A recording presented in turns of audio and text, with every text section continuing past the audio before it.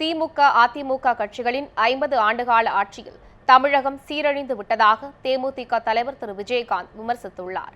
சேலம் மாவட்டம் மேச்சேரியில் நடைபெற்ற பொதுக்கூட்டத்தில் கலந்து கொண்ட தேமுதிக தலைவர் திரு விஜயகாந்த் திருநங்கைகளுக்கான நலத்திட்ட உதவிகளை வழங்கினார். பின்னர் பேசிய அவர், தமிழக அரசின் விலையில்லா கறவை மாடுகள் வழங்கும் திட்டத்தில் உரிய விதிமுறைகளை பின்பற்றாததால் பல கோடி ரூபாய் ஊழல் நடந்திருப்பதாக குற்றம் சாட்டினார். அண்டை மாநிலங்களுடன் மோதல் போக்கை கைவிட்டு காவிரி மற்றும் முல்லை பெரியாறு பிரச்சினையில் உரிய தீர்வு கிடைக்க முதலமைச்சர் ஜெயலலிதா முயற்சிக்க வேண்டும் என்றும் திரு விஜயகாந்த் வலியுறுத்தினார். இவங்க சொல்றாங்க, 38,000 விவசாயிகள், மலையூர் 38,000 விவசாயிகள் இங்க இந்த இடத்த கொடுத்தாங்க. 38,000 விவசாயிகள் நல்ல டேம் வரணுங்கிறக்கா இடத்த கொடுத்தாங்கல்ல. அவங்க விவசாயிகள் 38,000 பேரும் கொடுத்தாங்கல்ல. ஆனால் இவங்க ஒரு தடவை போய் கர்நாடக சீஃப் மினிஸ்டரை பார்த்தா நேரம் தண்ணி வந்துகிட்டு இருக்குமே, ஏன்னு போய் பார்க்க உங்களுக்குள்ள என்ன சண்டையா இருக்கலாம்?